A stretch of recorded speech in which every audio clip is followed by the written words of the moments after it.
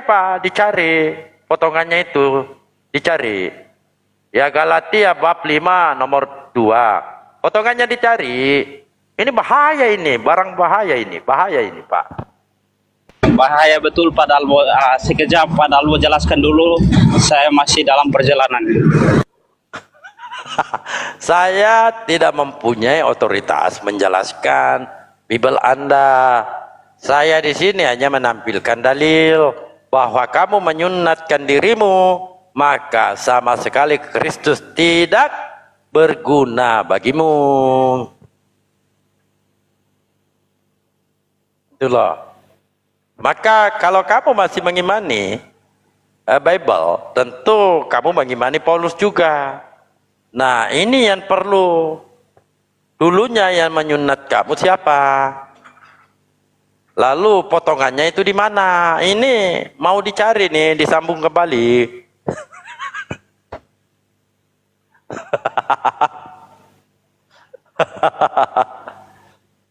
Kecuali Anda tidak percaya Paulus, ya bolehlah menjadi pengikut Yesus, karena Yesus juga menyampaikan hal yang sama. Yohanes 7:22. Apa? Tapi Pak Dalbo, ini saya sekali lagi saya mengikuti ajaran Yesus jelas. Saya sunat dan mengikuti kehendak Allah, percaya Yesus adalah utusan. Pak Dalbo jelaskan dulu. Itu sudah benar Pak. Mengikuti apa yang disampaikan oleh Yesus itu benar. Cuman masalahnya di sini Paulus. Kan di Bible itu ada Paulus Pak. Paulus penguasa di situ. Bayangkan 14 surah-surah Paulus gitu loh. Ini yang masalah. Paulus sendiri yang menyampaikan, sesungguhnya aku Paulus berkata kepadamu, jikalau kamu menyunatkan dirimu, Kristus sama sekali tidak akan berguna bagimu. Artinya tidak ada gunanya Yesus kepadamu. Termasuk juga penyalibannya, nggak ada berguna. Bang Dalbo, mohon maaf, dia kan tadi katanya mengaku sebagai pengikut Yesus. Sekejap ya. Apa? Sekejap, enggak. Abang mengaku sebagai pengikut Yesus. Coba Bang kasih tahu kami di sini. Menurut Abang itu Paulus itu siapa sih Bang? Paulus itu siapa? Menurut Abang ini siapa Paulus itu, Bang Santos? Silakan Bang. Biar jelas gitu loh.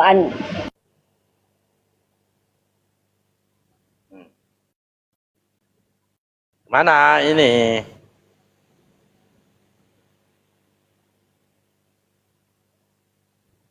Abang, betul.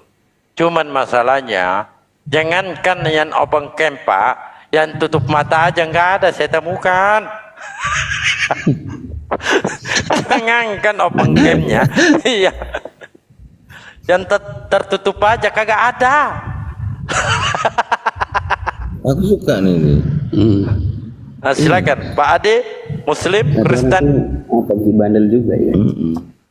Halo, selamat pagi. Waduh. Jadi itu ya teman-temanku, saudaraku Muslim ya. Jangankan buka kamera di sini, yang tertutup aja, mereka nggak naik.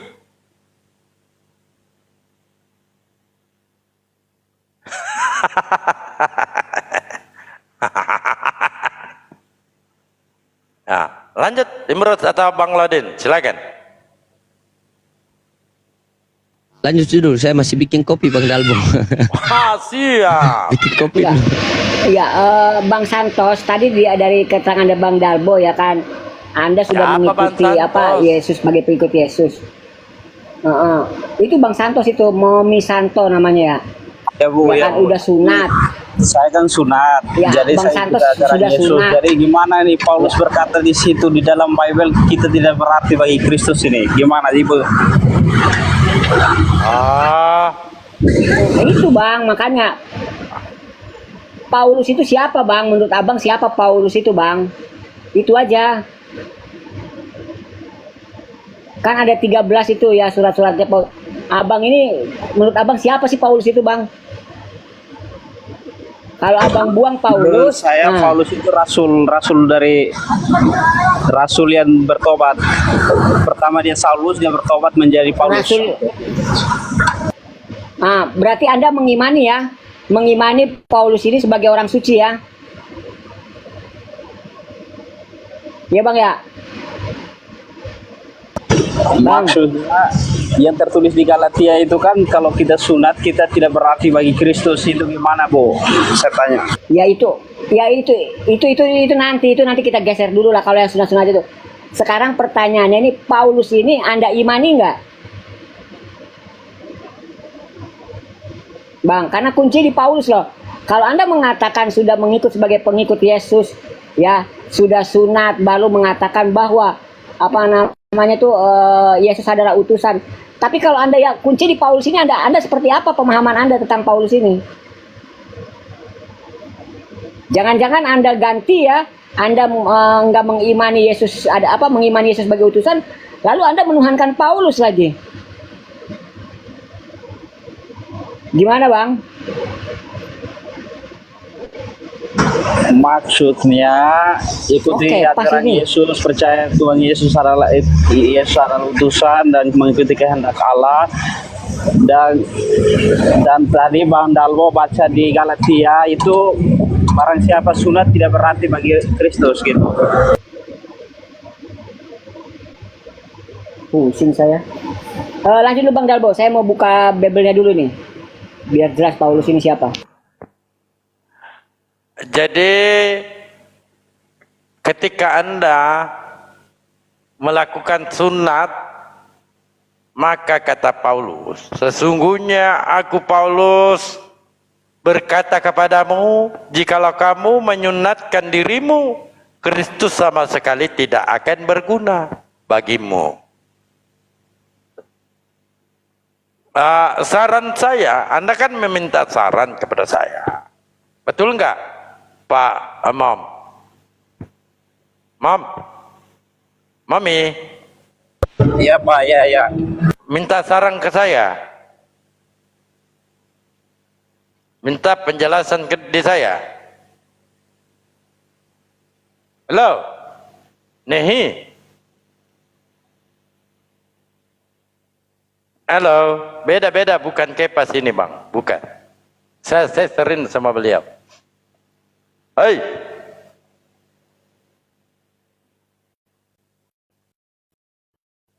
Halo. Iya Pak, ya. Jadi saran saya Pak, dulu di umur berapa Bapak sunat?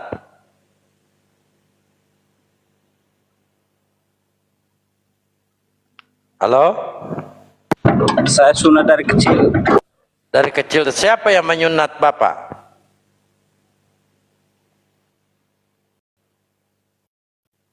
Saya sunat 2 kali dari kampung sama dokter sekalian. Cari dokternya, potongan kulupnya itu dicari, disambungkan lagi. Itu aja sarannya. Dicari mana potongannya, disambung lagi. Apabila tidak bisa ditemukan, boleh menggunakan kulit ayam pedaging tuh, boleh disambung.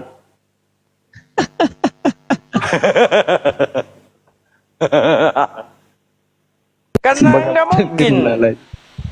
Bagaimana mungkin bisa Anda disambungkan dimasukkan ke kembali, Islam. sedangkan Anda kan tidak percaya Nabi kami. gini Bang, gimana mau sambungkan lagi sedangkan sunat 2 kali, sunat kampung, sunat dokter, gimana mau sambungkan kulitnya sudah habis semua. Itu saran terakhir, cari ayam pedaging tuh. Mana bisa ayam bisa sambung, saya nggak mau sambung lagi, sama gini saja Bang. Bisa kalau dokternya itu Pak. Nggak bisa, saya mau ini polos begini saja sudah, biar tak kupas saja Bang. Jadi gimana? Kata Paulus, sia-sia ini Kristus ini, tidak ada gunanya kepadamu. Ya, jadilah saya anggap saya darah Yahudi lah. Apalagi muda. Ngapain? Mau jadi Yahudi lagi. Ini kok pasrah begini Bang Dalbo, pasrah banget dia. Jadi Mbak Imrus tadi berkata gimana? Ya Bang, Abang ini kan tadi sudah mengatakan Bang Dalbo, udah sunat, sudah mengakui Yesus sebagai utusan. Nah, lalu Paulus ini siapa menurut Abang? Paulus itu rasul lah. Nah, kalau dia rasul Bang, dia rasul, berarti perkataannya itu yang tulisannya itu harus diikuti semua ya. Jadi gini ya, kalau kita samakan Rasul Paulus sama ajaran Yesus, gini kita kebenaran saya. Jadi kita samakan Ibu mengikuti ajaran Yesus atau ajaran Rasul Paulus, gitu saja saya tanya. Kalau kita sambungkan ajaran Yesus sama ajaran Rasul Paulus, gimana nyambungnya? Iya betul abangku. Iya ini kebenaran Bu. Coba Iya, Ibu betul. jelaskan ke saya dulu. Gimana ajaran Yesus sama ajaran Rasul Paulus, gimana nyambungnya di dalam Bible ini? Enggak ada yang nyambung Pak. Enggak nyambung. Putus-putus semua. Jadi Ibu harus jelaskan dulu kepada saya. Yesus berkata. Mohon maaf, di sini nggak ada ibu. Bang, di sini nggak ada ibu di sini. Pak semua di sini. Iya Kak. Ada hanya blender cantik itu yang ibu. Mohon maaf yang diprotes dulu ini. Hah? Terus dikatakan Emang ibu. kalau di rumah Bang Dalbo emang kebiasaan beginilah. Kalau di rumah Bang Dalbo ini, aduh ya Allah, ampun. Silakan. Jadi gimana Kak? Ini Bang Mom, ini kayaknya bukan cuma itu yang disunat, mata pun disunat ini ya, atau telinga disunat juga. Oh, itu saja nonot saja yang sunat, bukan mata. Kalau nonot sunat 2 kali itu. Ya ini kan kita jujur, terbuka, mana Betul, kita betul, bisa betul. sembunyikan. Mana saya orangnya berkata jujur saja. Bang, abang Momi. Coba abang bedakan suara Bang Indro sama suara aku kan beda bang. Yang mana perempuan mana laki, ya Allah. Iya Kak, makanya aku panggil Mbak.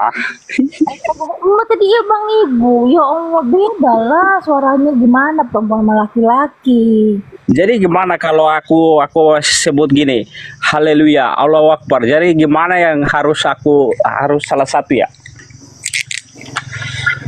Nah, abang gimana iman abang? Ayo. Hah?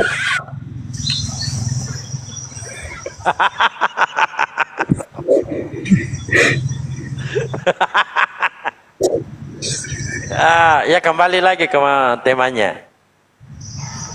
Jadi Paulus itu rasul ya Pak. Iya.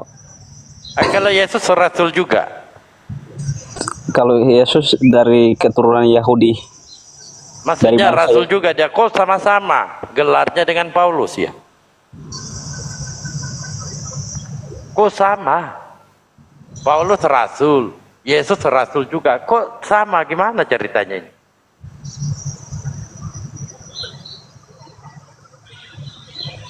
Iya, bahkan Siapa sih yang Yahudi mengangkat Yesus Paulus? Yesus Paulus. Siapa sih yang mengangkat Paulus ini jadi rasul? Dan siapa yang mengangkat Yesus ini jadi rasul? Ini 2 rasul loh.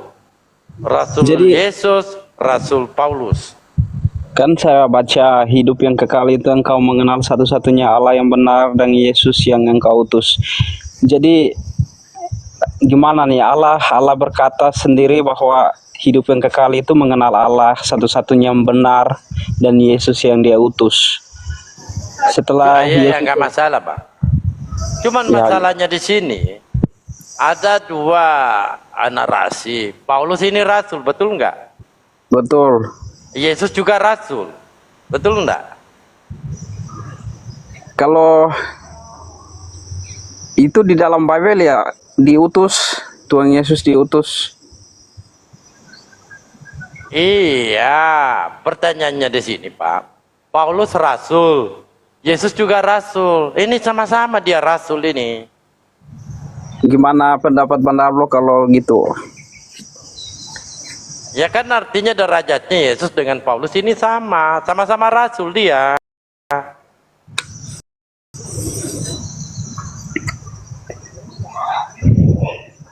Betul Tapi nggak?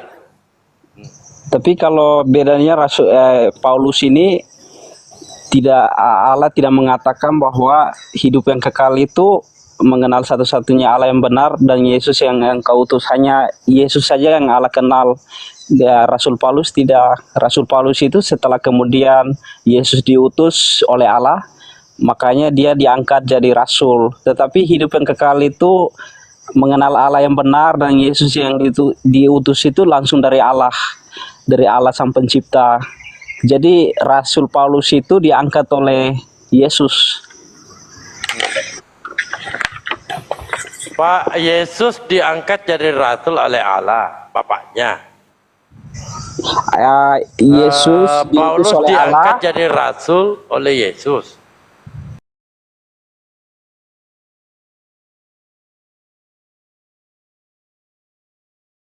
Yesus diutus oleh Allah Eh, dan Rasul Paulus diangkat oleh Yesus jadi rasul setelah dia bertobat. Ini kapan ketemunya ya? Itulah Bang.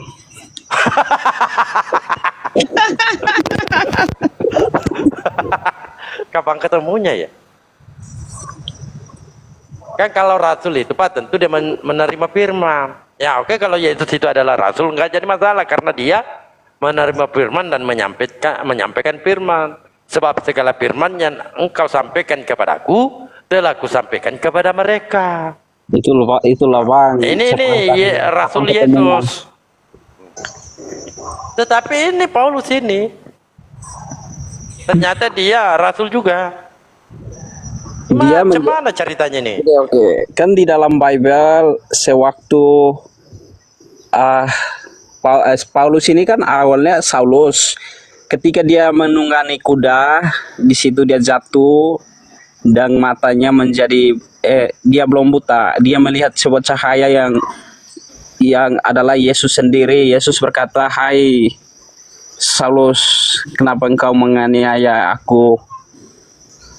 Lalu Paulus buta, dia benar-benar buta. Lalu kemudian Yesus berkata kepada salah satu muridnya, dia akan memberikan kesembuhan bagi Saulus. Ketika itu Saulus benar buta.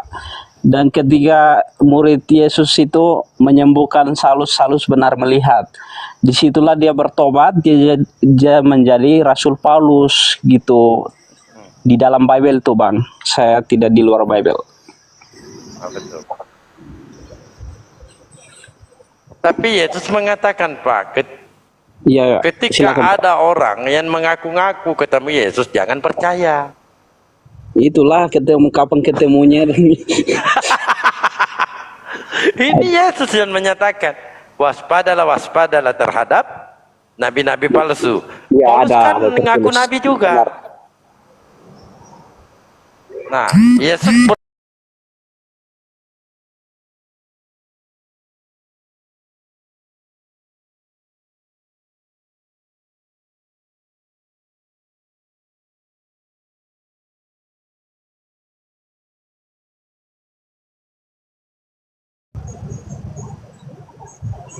Oh, ada guru-guru saya semua di sini ternyata, saudara-saudara yang terkasih.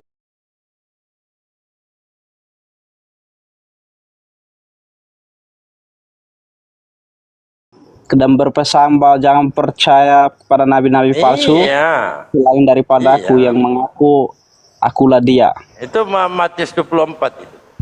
Iya, benar Nah, juga sih kalau Pak. kita. Paulus ini Pak, sebelum jadi Paulus, dia nabi. Dia Saulus, namanya Saulus. Dia Saulus, dia nabi. Iya. Dia nabi di zaman itu, Pak. Dia nabi dia di Kisah Para Rasul 13 nomor 1. Pada waktu itu dalam jemaat di Antioquia ada beberapa nabi dan pengajar, termasuk Barnabas dan Saulus. Dan memang Paulus ini sudah terpilih sejak dalam kandungan. Menurut Paulus.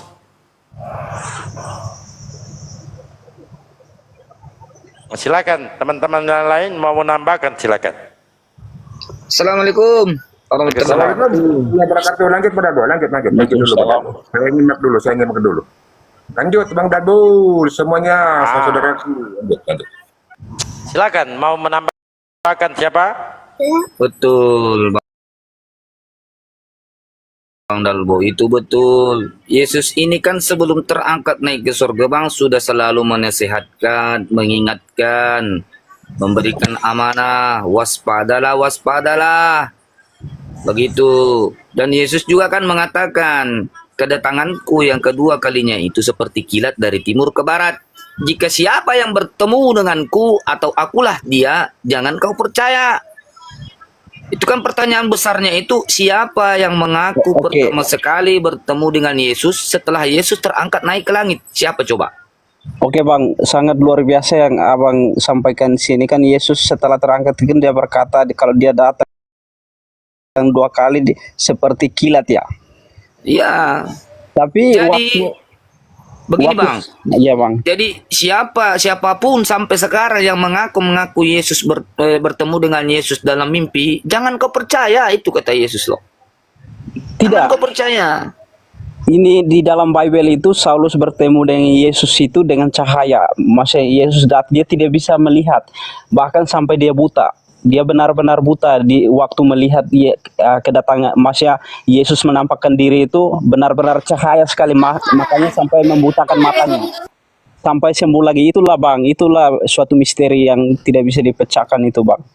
Coba cahayanya itu waktu pertemuannya itu apakah hanya Paulus yang melihatnya? Sedangkan Yesus mengatakan, sebab kedatanganku yang kedua kalinya itu seperti cahaya kilat dari timur sampai ke barat. Itu cahaya apa yang dia lihat? Emangnya cahayanya itu pada waktu itu dari timur sampai ke barat orang melihat? Kan tidak. Ya, oke. Iya Bang Bayu. Oke. Yang kebenaran dalam Bible, ketika Saulus melihat penampakan Yesus, dia melihat semua itu bercahaya dan matanya tidak mampu sampai buta. Sampai dia benar-benar buta. Ketika itu, setelah dia buta, dia sembuh lagi ini. Dia bisa melihat lagi ini dari salah satu Rasul Yesus. Makanya itu dia bisa sampai mewartakan ajaran Yesus itu. Itu yang suatu misteri. Kenapa tadinya dia buta sampai dia melihat lagi?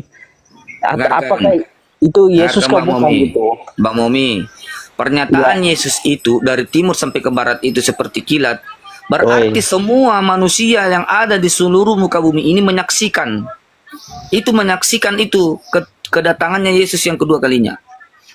Jadi pada waktu perjalanan ke Damsik kan ramai ini, bukan cuma dia sendiri. Apakah semuanya buta juga? Kan tidak. Seandainya dalam perjalanan mereka ini semua buta, tapi hanya Paulus saja yang buta. Coba kalau mengenai hal itu. Iya, masuk akal juga sih Bang. Iya Bang Bayu, itu dari sini saya juga bisa berpikir sih, kalau perkataan Yesus dia datang bagaikan kilat dari timur sampai barat, tetapi waktu itu hanya Rasul Paulus saja yang buta. Tapi benar-benar bahwa Rasul Paulus sendiri yang bisa melihat Yesus waktu itu, sangat bercahaya dan dia benar-benar buta. Tetapi yang lain itu tidak melihat Yesus, hanya Paulus saja. Itu Saulus. Kenapa yang lain tidak melihat? Padahal mereka dalam perjalanan ke Damsik itu banyak. Itu kan berarti ini adalah satu klaim yang dia sengaja dia buat-buat. Padahal Yesus mengatakan waspadalah, jangan kau percaya. Coba pertanyaan kedua juga, siapa? Kan Yesus mengatakan sebab orang pilihan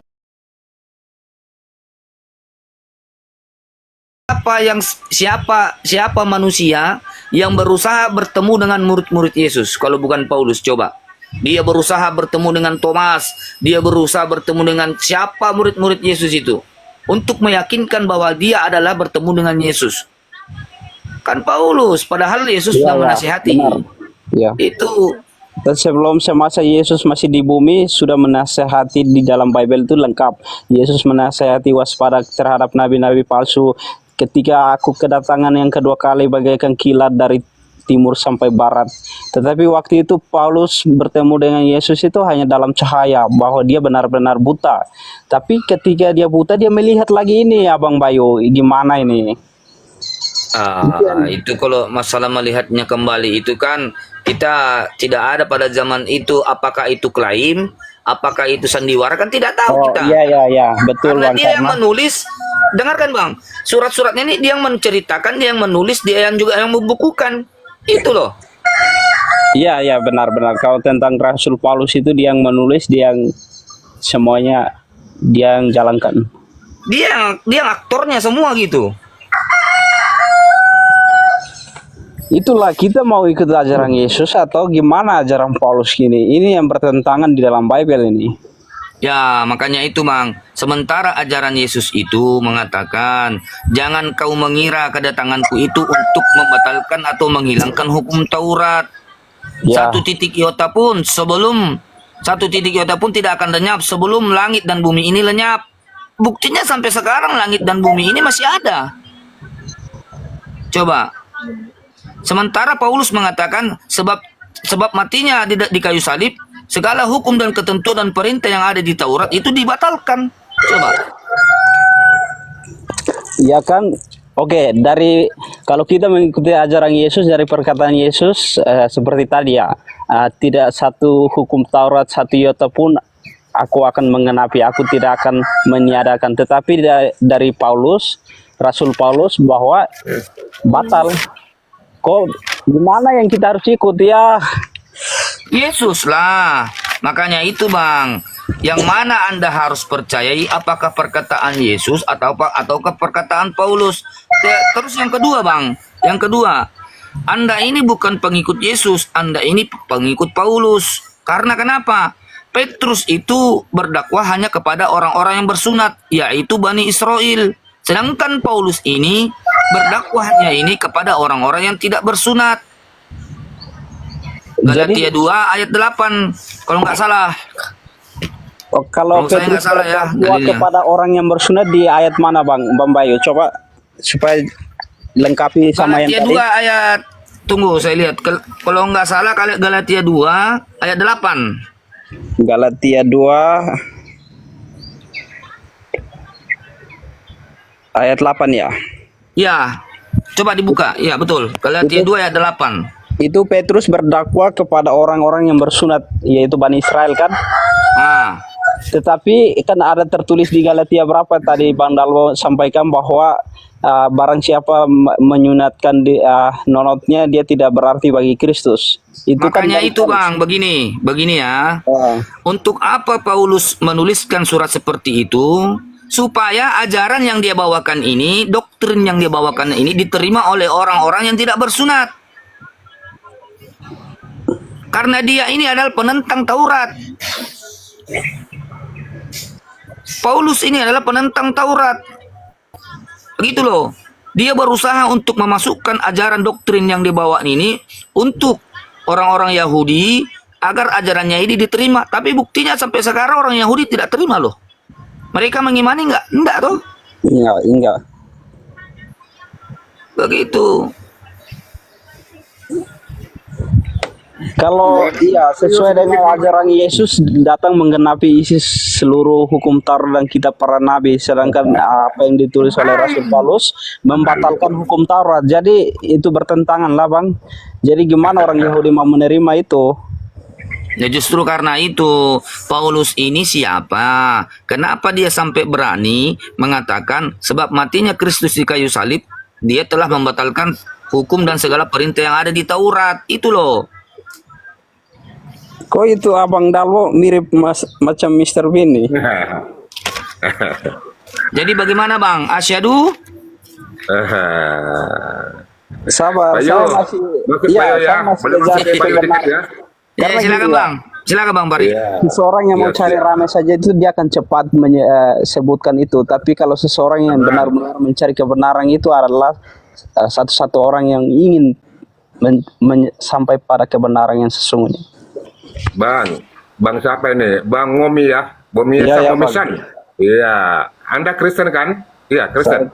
Ya, Kristen, Bang. Oke, Kristen. Apa yang mendasari sehingga Anda mengatakan bahwa Paulus adalah seorang rasul dari Yesus?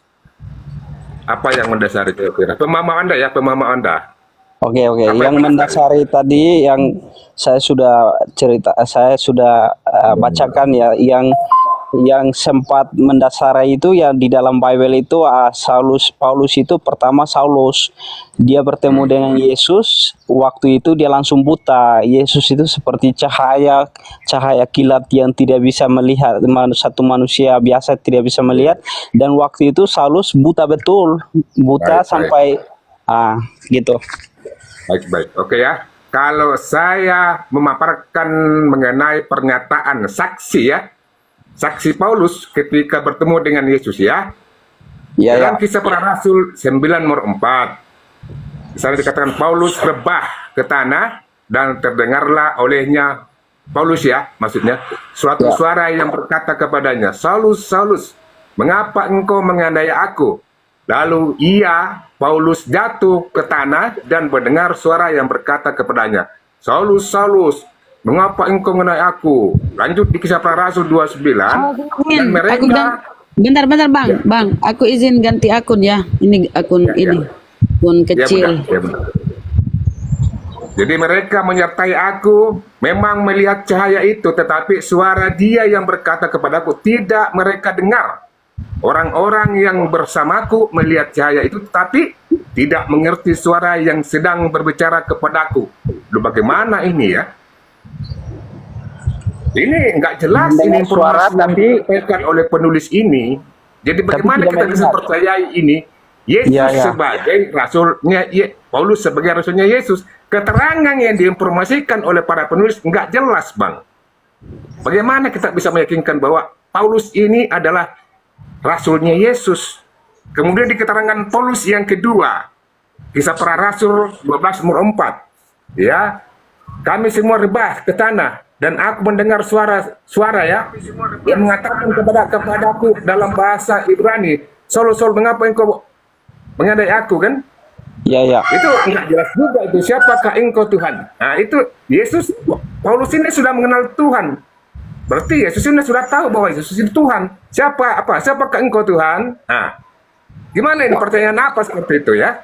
Iya, Jadi padahal- Anda bisa pahami bagaimana keterangan-keterangan yang disampaikan oleh penulis itu nggak jelas kan?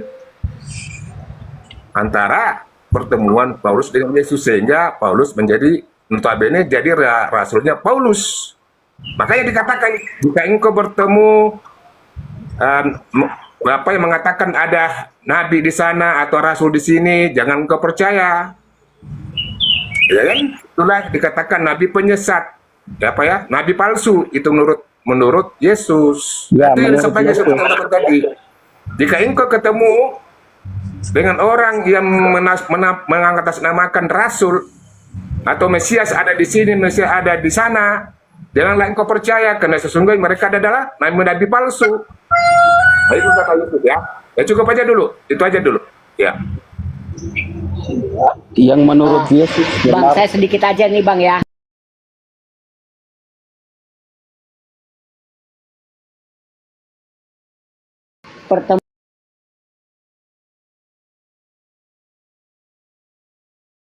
Pertemuannya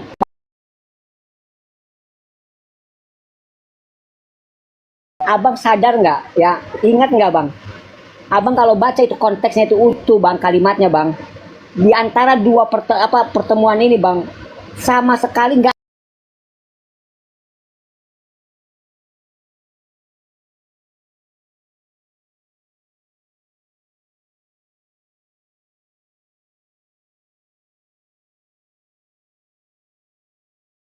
damai sejahtera untuk semuanya.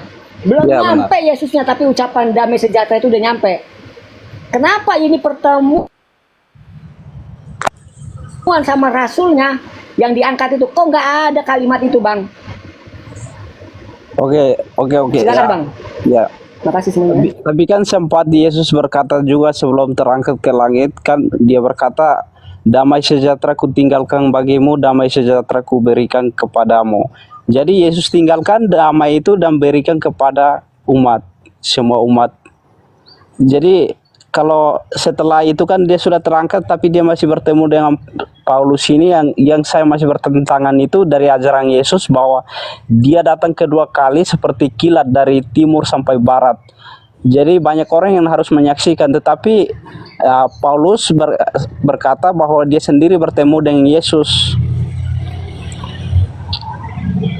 Itu loh.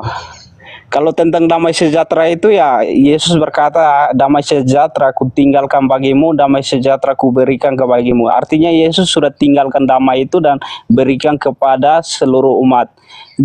Yang saya pertanyakan itu ya, dari ajaran Yesus, ketika aku datang kedua kali bagaikan kilat dari timur sampai barat. Dan dari Rasul Paulus mengatakan bahwa bertemu dengan Yesus ini sampai dia buta, sampai tidak melihat apa-apa, sampai dia melihat lagi. Itu loh. Itu begini Bang, kan saya sudah katakan tadi, berarti dalam pernyataan Yesus itu, sebab kedatanganku yang kedua kalinya seperti kilat dari timur ke barat, berarti semua umat manusia yang ada di muka bumi ini pasti menyaksikan kedatangannya itu. Nah lantas, Paulus ini perjalanan ke Damsyik bukan cuma dia sendiri. Apakah yang lain melihat? Kan tidak. Hanya Paulus saja yang melihat, bahkan dia sampai buta. Bahkan ada yang mendengarkan, ada yang tidak mendengarkan loh. Coba ini kesaksian apa yang diberikan ini oleh Paulus? Ini pertanyaan besar. Begitu loh Bang. Saya hanya menyampaikan satu data aja ya. Saya menyampaikan satu data aja. Tapi tetap di kitab-kitab Pak Paulus. Dalam Kisah Para Rasul 1 nomor 11. Di sini dikatakan, dan berkata kepada mereka, hai orang-orang Galilea, mengapakah kamu berdiri melihat ke langit? Yesus ini yang terangkat ke surga, meninggalkan kamu, akan datang kembali dengan cara yang sama seperti kamu lihat dia naik ke surga. Artinya kedatangan Yesus itu akan sama pada saat dia terangkat ke langit atau ke surga. Kan ketika Yesus terangkat ke surga itu kan menggunakan tubuh jasmani, lengkap dengan tulang-tulangnya, kan begitu? Lengkap. Betul kan? Jadi kedatangan kata di Kisah Para Rasul 1 nomor 11 di sini, kedatangan Yesus kembali itu Pak, dengan keadaan yang sama pada saat dia terangkat. Nah sedangkan Paulus menyatakan dia berupa cahaya. Nah ini cahaya dari siapa? Siapakah sosok yang mengatakan bahwa ini adalah Yesus? Merupakan cahaya. Padahal Yesus sendiri yang mengatakan, ya. Disampaikan di sini ya. Ini kesaksian juga.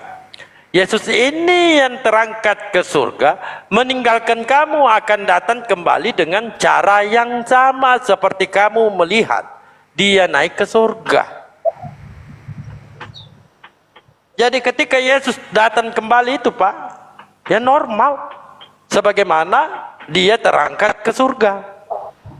Dia mempunyai tangan, kaki, kepala. Itu. Nah, yang bertemu dengan Paulus ini siapa sih? Rupa cahaya-cahaya. Jangan lupa Pak, Lucifer juga cahaya. Selamat datang di kebetulan. Jadi begini Bandar Boy, begini Bandar, saya tambahkan dikit ya. Keterangan Paulus yang pertama. Ya, Izin Bunda, silakan Bunda. sedikit. Ya, silakan Bunda, silakan Bunda. Masuk Bunda, masuk. Assalamualaikum warahmatullahi wabarakatuh semuanya saudaraku. Waalaikumsalam warahmatullahi wabarakatuh. Lanjut Bunda Rama, alhamdulillah. Nah, inilah yang menjadi pegangan mereka ya, pedoman mereka di Bible nih 220 sekian surah-surah Paulus. Ingat ya teman-teman. Di dalam Bible itu yang mendominasi Bible itu surah-surah Paulus 220 lebih lembar. Si Matius, Lukas, Markus, Yohanes itu cuma ada 60 lembar, ada 70 lembar. Paulus yang mendominasi. Parahnya apa yang disampaikan Paulus itu yang mereka imani ya. Yang disampaikan Yesus melalui si penulis yang 4 ini Matius, Lukas, Markus, Yohanes itu tidak mereka imani. Misalnya hukum Taurat, dosa waris itu tidak pernah disampaikan oleh Yesus melalui penulis-penulis ini kan. Nah, kita membahas tadi ya pernyataan si Paulus ketika dia berkata, "Kaukah itu Tuhan?" Dan dia berkata, "Kaukah itu Tuhan?" Nah, pernyataannya di Kisah Para Rasul 97, Paulus berkata, si penulis berkata, mendengar tapi tidak melihat. Kita lihat ya perbedaan pernyataan si penulis. Sementara di Kisah Para Rasul 229, melihat tapi tidak mendengar. Dua sisi penulisan yang berbeda. Mendengar tapi tidak melihat. Satunya terbalik, melihat tapi tidak mendengar. Nah, padahal ini sama-sama disampaikan oleh si Lukas. Penulis Kisah Para Rasul ini adalah Lukas. Lukas ini tabib pribadinya Paulus. Paulus kan sakit-sakitan. Nggak ada dokter pribadinya. Atau zaman dulu kan disebut tabib ya. Tabibnya ini adalah Lukas. Lukas lah yang menulis Kisah Para Rasul ini. Masalahnya si penulis ini di tempat satu dia menulis ya Allah ya Rabbi. Dia menulis mendengar tapi tidak melihat. Di tempat lain dia menulis melihat tapi tidak mendengar. Nah, ini sesuatu yang sangat berbeda ya. Yang mana dia mau diambil kebenarannya di sini? Ini yang kalian imani loh teman-teman Kristen. Yang duluan yang mana, yang mendengar tapi tidak melihat atau melihat mendengar? Yang duluan yang mana? Ini loh. Dan ini yang kalian imani sebagai rasul. Padahal ingat ya teman-teman Kristen, Paulus itu tidak pernah dikenali oleh Yesus. Paulus sendiri yang mengklaim dirinya menjadi rasul. Keempat penulis, keempat ini Matius, Lukas, Matius, Markus, Yohanes tidak pernah menyebut Paulus itu rasul. Hanya si Lukas dan Paulus sendiri yang mengklaim Paulus ini rasul. Lukas itu bukan orang Yahudi.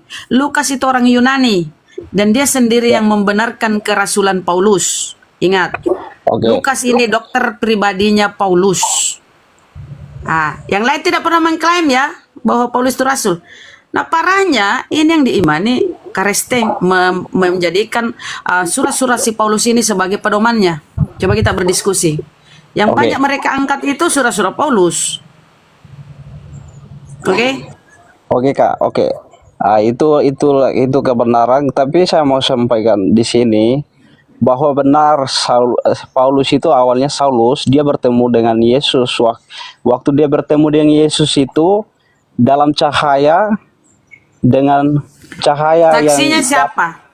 Saksinya siapa ketika dia bertemu Paulus? Ingat, kesaksian Yesus ya, Yohanes 5:37, apa kata Yesus? Bapa yang mengutus aku, suaranya tidak bisa kamu dengar, rupanya tidak bisa kamu lihat. Dan kala ini posisi Yesus sudah terangkat ke atas. Berarti dia sudah kembali kepada keilahiannya kan? Kata kalian kan begitu. Ketika kembali kepada keilahiannya, kenapa suaranya didengar? Padahal dia sendiri bilang, suara tidak bisa didengar, suara Tuhan tidak bisa didengar. Rupanya pun tidak bisa dilihat. Nah, kata si Paulus, kaukah itu Tuhan? Dia mendengar suara kan? Di tempat lain, melihat cahaya. Ini sesuatu yang perlu teman-teman Kristen cermati ya. Tidak ada saksinya perkataan si Paulus ini.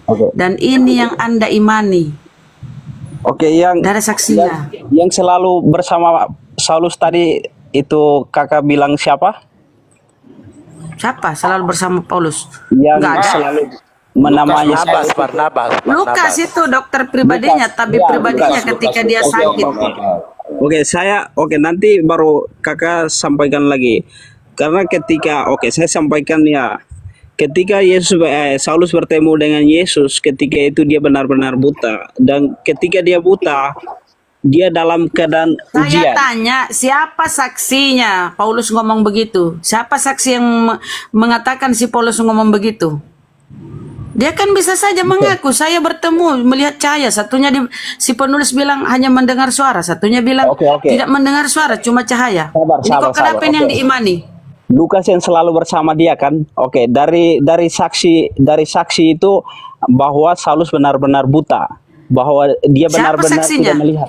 Siapa saksinya Paulus melihat cahaya, mendengar suara siapa? Saksinya melalui Di mana Lukas? Di mana Lukas? Tidak ada Lukas di sini. Lukas ini hanya menulis melalui penyampaian Paulus. Lukas ini penulis kisah para rasul, tentu mendengar dari penyampaian Paulus. Saya bertanya, ketika Paulus mengaku ketemu Yesus di padang gurun, siapa saksinya Paulus tuh? Oke, tidak Anda ada. percaya?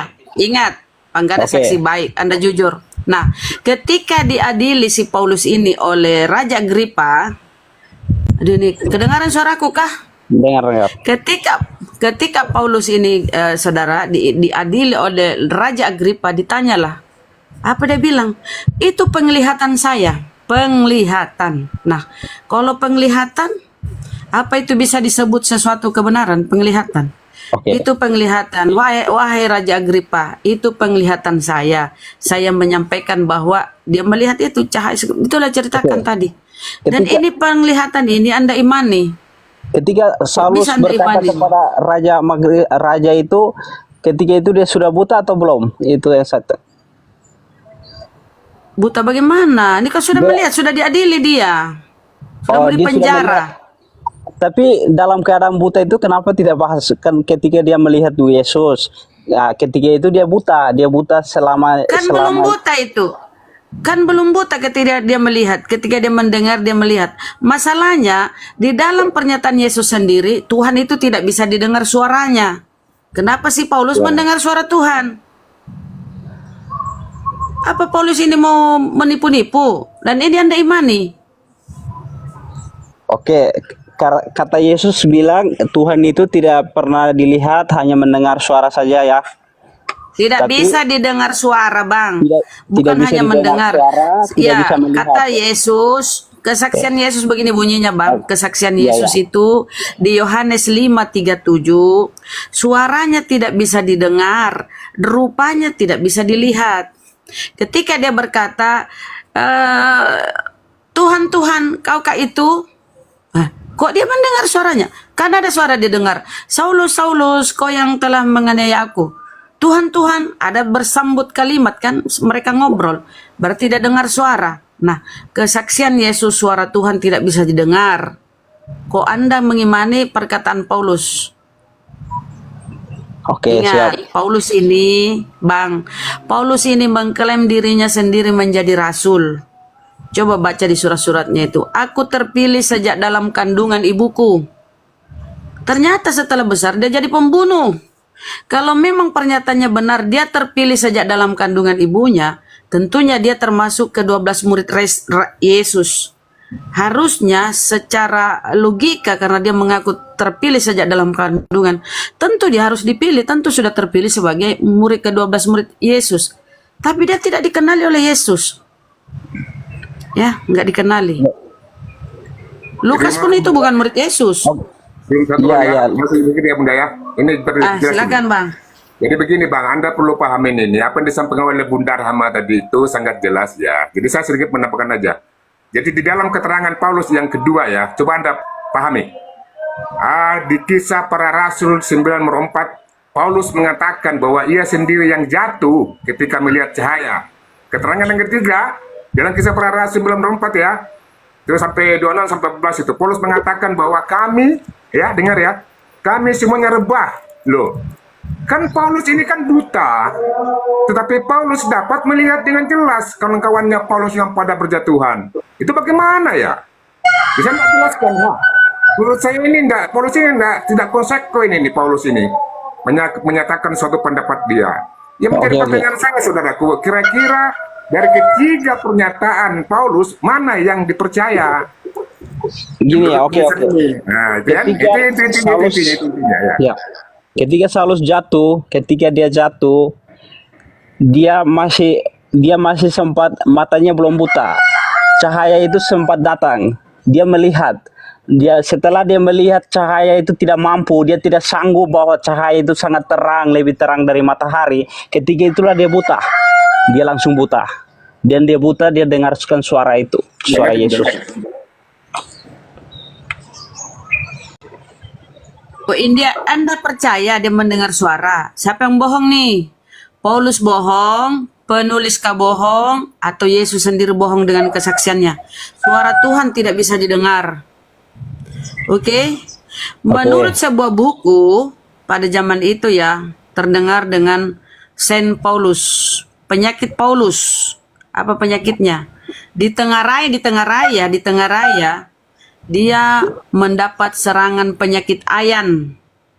Tahu nggak penyakit ayan tuh? Tiba-tiba orang kelepak-lepak kan? Kemudian tiba-tiba penglihatannya gelap. Itu ya, ada Saint Paulus, penyakit Paulus. Makanya apa kata Paulus di beberapa surat-suratnya itu? Di dalam dagingnya ada penyakit. Di dalam dagingnya ada penyakit. Tuh baca-baca Bible ya. Kenapa itu Paulus tuh di dalam penjara, dalam bilik penjara itu dia menulis surat-suratnya itu karena makanya ada dia didampingi tabib pribadinya itu Lukas karena dia sakit. Penyakitnya itu di tengah rai, dia kena penyakit ayan, serangan ayan, tiba-tiba gelap penglihatannya. Ini cari-cari literasi ya bukunya ya. Saint Paulus itu kena penyakit serangan tiba-tiba ayan tuh kan, kelepak-lepak orang tuh tiba-tiba gelap penglihatan tuh, kemudian berbusa tuh kadang mulut, tuh. Dan itu tidak permanen ya, beberapa hari tuh penglihatan kembali normal, sembuh. Itu kalau tiba-tiba kena serang itu. Makanya dia berkata, di dalam tubuhku ini ada penyakit, ada setan, kata-kata gitu dia. Kalau kita cari datanya, ada tuh di Bible. Cuma saya tidak hafal di mana. Betul, epilepsi. Ayan ya, kalau kita ayan, epilepsi kenanya dia, epilepsi. Paulus, Saint Paulus itu kena epilepsi. Itu menurut para ahli ya, serangan yang diderita Paulus itu epilepsi. Kenapa? Butanya itu, penglihatannya itu yang tiba-tiba gelap itu tidak permanen. Beberapa hari kemudian dia bisa melihat. Gitu. Jadi makanya kehaluannya. Dan ingat, ketika pemilihan rasul untuk menggantikan Yudas yang berkhianat, kenapa dia tidak dipilih? Kalau memang dia benar-benar dia termasuk bagian dari pengajaran Yesus, pasti tidak dipilih.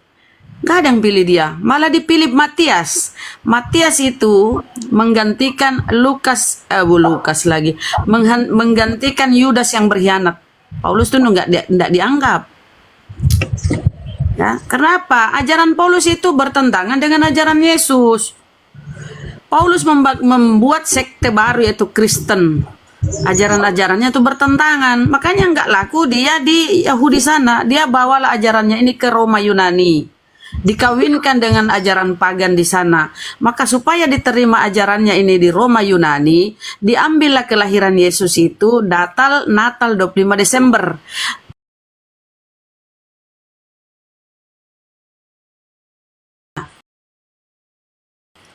Kenapa mereka ini laku di sana di negara-negara ajaran pagan? Tahu kan di sana itu pagan, menyembah dewa-dewa, patung-patung.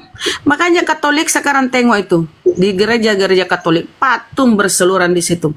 Padahal di Perjanjian Lama larangannya jangan membuat bagimu patung, baik yang menyerupai apapun. Tapi kenapa mereka memakai patung sebagai mediasi di sana? Mediasi penyembahan pada Maria segala macam. Karena itu dia kawinkan ajaran Paulus ini itu Kristen dengan ajaran pagan. Makanya laku di sana, diterima di Roma Yunani, berkembang di sana. Di Yahudi tempat kelahiran Yesus mana diterima, ditolak paham-paham seperti itu. Hukum Taurat katanya nggak berlaku lagi, enggak lah. Di dalam pengajaran Yesus selama langit dan bumi belum lenyap, hukum Taurat tetap berlaku. Kemudian di Lukas 16:17, lebih mudah langit dan bumi runtuh daripada satu titik hukum Taurat batal. Itu Iya, Tapi benar. apa kata Paulus di Efesus? Dengar kata Paulus, dengan matinya Kristus sebagai manusia, maka dia membatalkan hukum Taurat dengan segala perintah dan ketentuannya. Kemudian di Korintus lagi apa kata Paulus? Tidak seorang pun dibenarkan karena melakukan hukum Taurat. Ya kan? Tidak seorang pun dibenarkan. Nah, inilah pertentangan. Kenapa Kristen ini malah mohon maaf ya, di Yahudi sana itu diludahi, nggak dianggap. Salib itu dianggap kutukan. Berkembang di Roma karena Paulus mencocok logikan sekte baru yang diajarkan ini Kristen dengan ajaran pagan di Roma sana. Laku di sana berkembang gitu, Bang. Oke. Siap, Bang. Oke, semuanya berarti saya pahami di sini bahwa berarti ajaran Paulus itu bertentangan dengan ajaran Yesus. Betul, betul Oke. Bang. Tentang salib, orang-orang yang disalibkan di zaman Romawi itu benar, itu adalah orang-orang penjahat, orang-orang yang dikutuk, orang-orang yang berbuat salah lalu mendapatkan keadilan lalu dihukum oleh Pilatus. Tetapi Yesus kan tidak bersalah. Justru itu timbal balik gitu. Ternyata orang-orang yang bersalah itu disalibkan secara keadilan, tetapi Yesus ini tidak bersalah loh. Kenapa harus disalibkan gitu? Bang Santos, izin, Bunda, sebentar, Bunda. Bang Santos dulu, Bunda. Jadi tadi kita closing dulu tentang Paulus, boleh kan? Oh iya, ya boleh. Oke. Jadi gini, yang sudah panjang lebar tadi mengenai Paulus. Tadi kan ada pertanyaan dari Bang Santo ya. Oke, nanti kita ke penyaliban ya setelah ini. Bang Santo kan kita harus closing dulu nih. Bang Santo kan bertanya, saya juga bingung ini, mengikuti Yesus, mengikuti Paulus, ya kan? Jadi gini, bisa diambil, kan ada skala prioritas ya, teman-teman ya. Kalau Yesus ini memang adalah jalan kebenaran ya, jalan keselamatan. Ya tentunya Yesuslah yang kita pilih, Bang Santo pilih, kan begitu? Iya Bang. Ya, kalau harus memilih. Tetapi apakah di dalam pernyataan Paulus ini ada juga kebenaran? Ada. Kita harus jujur, di dalam Paulus ini ada kebenaran juga perkataannya. Makanya kalau kita membaca satu literasi bahwa surat-surat Paulus itu tidak semuanya adalah penulis. Ada satu literasi buku yang oleh orang sejarawan mengatakan bahwa surat-surat Paulus itu tidak semuanya adalah ditulis oleh Paulus, tetapi oleh tangan-tangan yang menggunakan nama Paulus. Paham ya?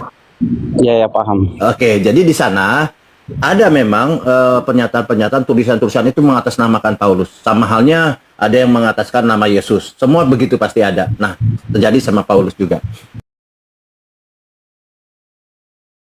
Apa yang keluar dari pernyataan Yesus, kemudian kalau ada pernyataan Paulus tidak sesuai dengan Yesus, kita abaikan. Kalau ada pernyataan Yohanes yang tidak sesuai dengan Yesus, abaikan Yohanes. Karena mereka semua adalah bukan jalan keselamatan. Termasuk pendeta-pendeta di gereja. Pendeta bilang Yesus Tuhan, Yesus Juru Selamat. Itu tidak sesuai dengan pernyataan Yesus, abaikan pendeta. Karena pendeta bukan jalan keselamatan. Begitu ya, bisa dipaham ya. Kemudian sedikit lagi ya, sebelum ke penyaliban ya.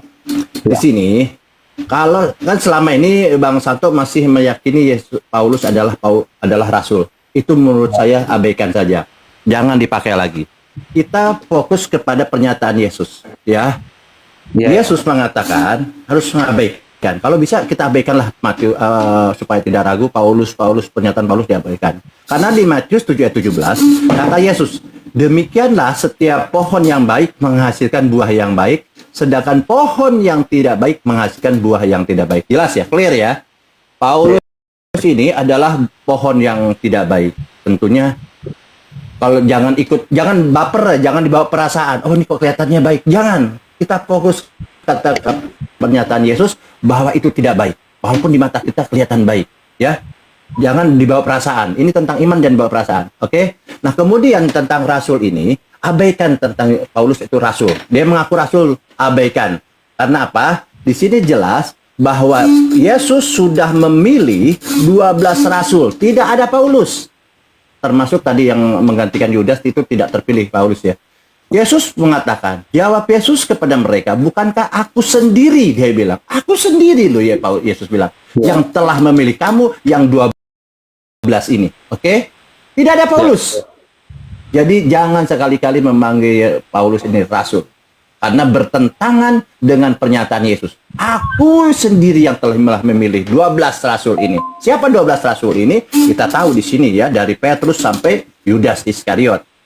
Ya, di Matius 10:1-4. Kemudian yang 12 ini ditetapkan oleh Yesus. Ia menetapkan 12 orang itu menyertai Yesus dan untuk diutusnya memberitakan Injil. Jadi kalau ada Paulus memberitakan Bible Injil, abaikan, tidak usah diikuti. Kalau menurut saran saya, ini karena pernyataan Yesus begitu. Markus 3:14. Di sini tidak ada Paulus. Paulus tidak ditugaskan untuk memberitakan Bible. Yesus menetapkan 12 orang itu untuk menyertai dia dan diutusnya memberitakan Bible. Paham ya? Ya, Paham. tidak ada Paulus. Oke, itu aja dari saya. Silahkan. Jadi kalau Paulus ini abaikan saja karena dia pohon yang buruk menghasilkan buah yang buruk. Karena kalau kita melihat bahwa di Roma 11 ayat 11, Paulus mengatakan, maka aku bertanya, adakah Allah mungkin telah menolak umatnya? Sekali-kali tidak. Karena aku sendiri pun orang Israel dari keturunan Abraham dari suku Benyamin. Oke, Paulus mengatakan dia suku Benyamin. Lalu siapa suku Benyamin?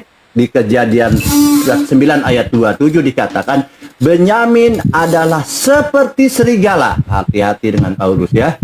Di Kejadian ini udah nubuatannya sudah ada. Benyamin adalah seperti serigala yang menerkam. Pada waktu pagi ia memakan mangsanya, pada waktu petang ia membagi-bagikan rampasannya. Nah, seperti itu aja. Jadi Paulus ini adalah serigala yang berbulu domba. Hati-hati, dia akan menampakkan sesuatu yang baik, tapi kita fokus kepada Yesus bahwa dia adalah pohon yang buruk. Dilanjut dengan penyaliban. Terima kasih. Siap. Oke, masuk sedikit di penyaliban Bang ya. Sebenarnya kalau Bang Momi mau membahas tentang penyaliban tuh, bahas Yohanes 11. Yohanes 11 tuh 35. Maka menangislah Yesus. Kata orang-orang Yahudi, lihatlah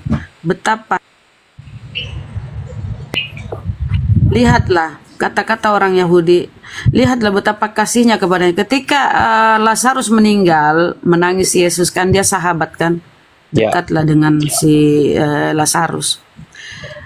Tetapi betapa kasihnya kepada beberapa orang di antara mereka memelek.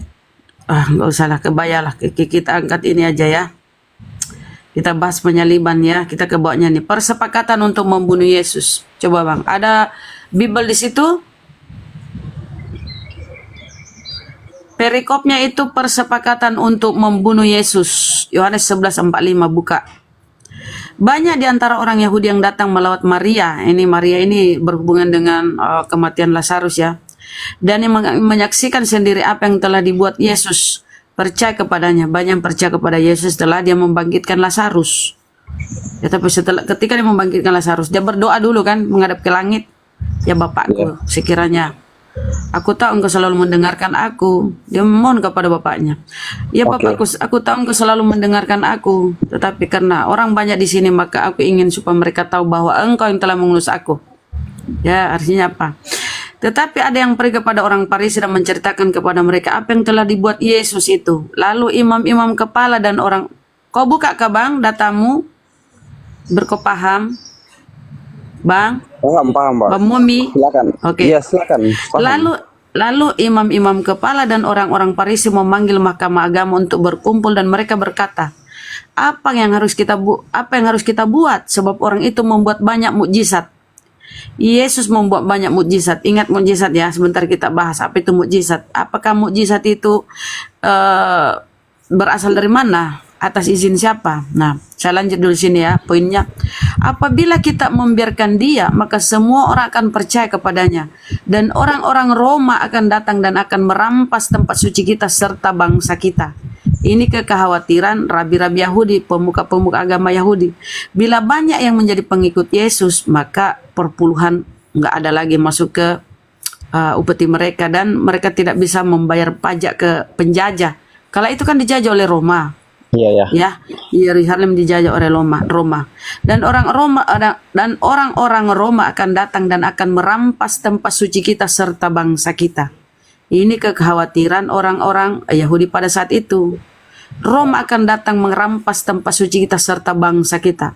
Tetapi seorang di antara mereka itu Kayafas, imam besar pada tahun itu berkata kepada mereka, kamu tidak tahu apa-apa dan kamu tidak insaf bahwa lebih berguna bagimu jika satu orang mati untuk bangsa kita. Satu orang mati. Ini tujuannya kepada Yesus. Lebih berguna bagimu jika satu orang mati untuk bangsa kita daripada seluruh bangsa kita ini binasa. Daripada kita dihancurkan, lebih baik kita tumbalkan Yesus. Lebih baik kita korbankan Yesus. Itu menurut pemuka-pemuka agama Yahudi ya. Hal itu dikatakannya bukan dari dirinya sendiri, tapi sebagai imam besar pada tahun itu, ia bernubuat bahwa Yesus akan mati untuk bangsa itu. Untuk bangsa itu ya. Bangsa apa yang kita bicarakan? Yahudi.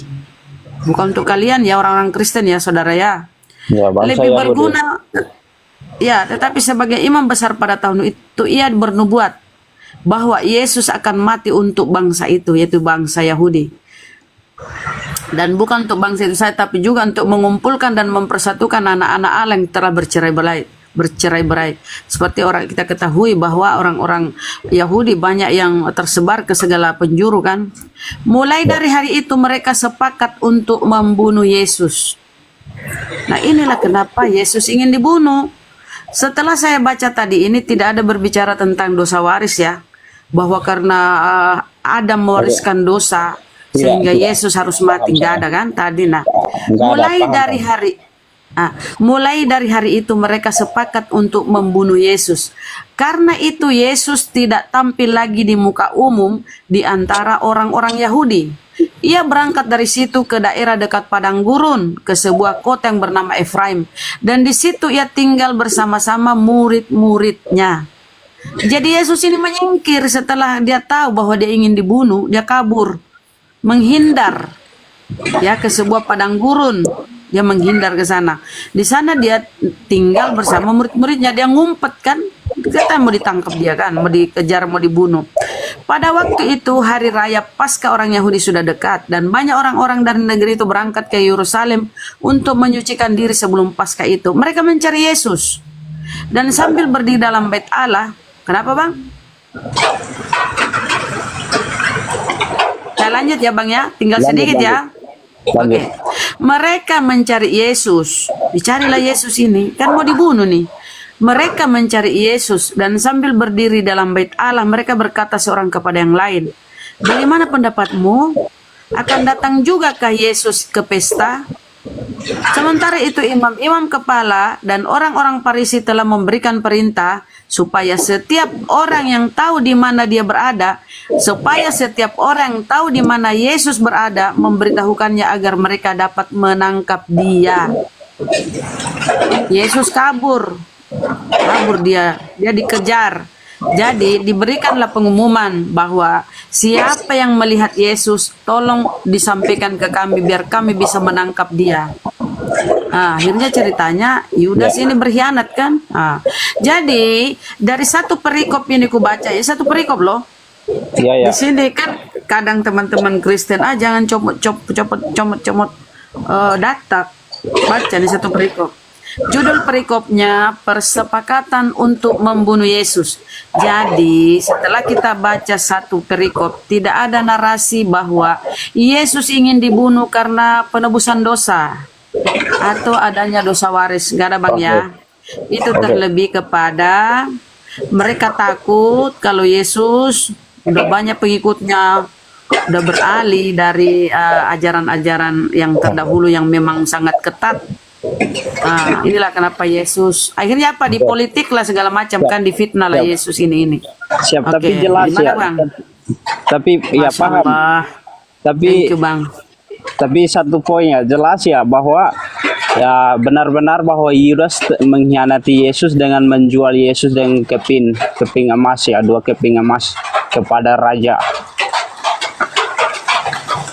Ya, jadi poinnya di sini kita temukan bahwa Yesus itu ingin dibunuh bukan karena dosa waris, ya, tapi lebih kepada mereka takut kalau orang-orang Roma itu menghancurkan bait suci mereka dan merampas negara mereka kan, bangsa mereka.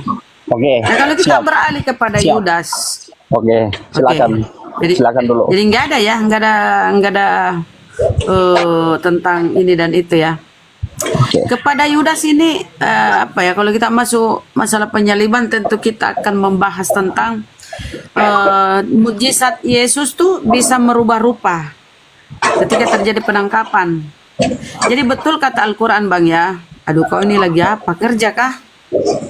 Lagi kerja? Tidak. Mana kau bisa bisa kau ribut kali bang. Saya mute saja, tahan saja. Oke, mute aja bang ya. Jadi kalau kita melihat, kita maju sedikit kepada penangkapan. Yohanes tidak menceritakan adanya ciuman Yudas. 2 penulis yang lain menceritakan ada ciuman Yudas, kiss Yudas. Yohanes tidak menceritakan. Ya kan? Di Yohanes tertulis begini, ketika Yesus di Taman Getsemani, Yesus berdoa. Yesus maju sedikit, lalu sujud dan berdoa, "Ya Bapakku, sekiranya cawan ini bisa lalu di hadapanku, tetapi bukan kehendakku yang jadi, melainkan kehendakmu yang jadi." Yesus sujud loh. Masa Tuhan sujud? Tuhan sujud kepada siapa? Kepada dirinya? Nggak mungkin kan? Artinya dia sujud bermohon, dia sujud kemudian berdoa, "Ya Bapakku." Artinya permohonannya kepada Bapaknya atau Tuhannya, pada Allah. Kemudian turun malaikat kan, muncul malaikat memberinya kekuatan. Yesus semakin ketakutan, malaikat memberinya kekuatan. Selang beberapa waktu kemudian, selesailah ya, diajaklah murid-muridnya nih, "Ayo." Mereka sudah dekat, artinya si penangkap ini sudah datang. Majulah ke sana dia, datanglah tentara Roma ini dengan Yudas. Yudas tidak mengenali gurunya, Yudas tidak mengenali Yesus. Padahal yang berdiri di depannya Yesus. Bayangkan, penulis yang lain mengatakan ada ciuman Yudas kan? Ini kan sesuatu yang sangat lucu, berbeda narasinya kan? Ketika tentara Romawi datang di tempat Yesus itu, di taman itu, Yudas tidak mengenali gurunya. Padahal berdiri di depannya gurunya adalah Yesus. Bertanyalah Yesus, "Siapa yang kamu cari?" Mereka menjawab, "Yesus dari Nazaret." Dijawab oleh Yesus, "Akulah dia." Ketika Yesus menjawab, "Akulah dia," mereka jatuh ke tanah. Mereka jatuh ke tanah ini. Prajurit Roma, tentara Romawi dengan Lukas jatuh ke tanah. Ya, soal Kenapa itu dia jatuh? saya paham. Ya, oke. Soal itu. Sebentar kau tanggapi ya Bang ya, soal jatuhnya ya. Kemudian dia berdiri, mereka berdiri. Kemudian bertanya lagi Yesus, "Siapa yang kau cari?" Dijawab lagi mereka, "Yesus dari Nazaret." Dijawab lagi oleh Yesus, "Akulah, sudah kukatakan akulah dia." Kenapa Yudas di depannya Yesus tidak mengenali gurunya ini? Karena apa? Yesus sudah merubah rupa. Mukjizat Yesus salah satunya bisa merubah rupa. Ya, itu. Dalam Bibelmu banyak ketika dia merubah rupa. Wajahnya tidak bisa dikenali ya. Nah, kemudian selanjutnya diceritakan bahwa terjadi penangkapan seorang pemuda yang lari, seorang pemuda yang memakai kain lenan, kemudian kain lenan yang dipakai dilepaskannya, kemudian lari bertelanjang. Di dalam Bibel tidak pernah diceritakan siapa pemuda yang lari bertelanjang ini. Kemudian di dalam Matius hanya satu ya, di dalam Bibel Perjanjian Baru hanya satu manusia yang memakai kain lenan. Setelah itu Yesus berdiri kemudian mengikatkan kain lenan di pinggangnya. Ini kalau kita mau nyambung ke situ ya. Yang lari, pemuda yang lari itu melepaskan kain lenan kemudian lari bertelanjang. Ini tidak pernah diungkap oleh Bibel siapa yang lari bertelanjang. Kalau saya menghubungkan Yesus merubah rupa dengan pemuda yang lari ini tidak memakai apapun itu ya, memakai kain lenan kemudian lepaskan itu, bisa jadi ada hubungannya. Karena kalau di dalam Al-Quran, apa kata Al-Quran? Mereka tidak menyalibnya dan tidak pula membunuhnya. Melainkan yang disalib itu orang yang diserupakan, orang yang dibunuh, orang yang diserupakan. Wa ma qataluhu wa ma salabuhu walakin subbiha lahum. Mereka tidak menyalibnya, tidak pula membunuhnya. Sedikit Bunda, pertanyaanku. Itu